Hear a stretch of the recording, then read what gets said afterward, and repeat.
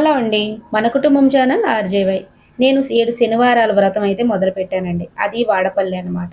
7 శనివారాల వ్రతం అనగానే మీ అందరికీ గుర్తుకొచ్చేది వాడపల్లె. చాలా మందికి తెలుసు వాడపల్లి గురించి.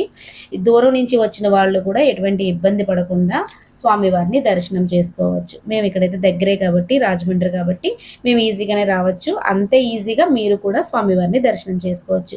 ఆన్‌లైన్‌లో టికెట్స్ ఉంటున్నాయా?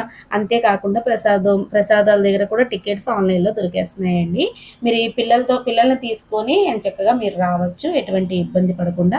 7 వారాలు స్వామివారిని మనస్ఫూర్తిగా దర్శనం చేసుకున్నట్లయితే 8దో వారాన్ని మన కోరిక అయితే ఖచ్చితంగా తీరుతుందండి. ఇది అందరి నమ్మకం అనమాట.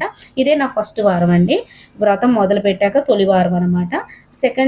రెండో వారాన్ని కూడా నా స్వామివారి దర్శనం ఎలా జరిగింది ఏంటనేది మీ అందరికీ అప్డేట్ ఇస్తూ ఉంటాను.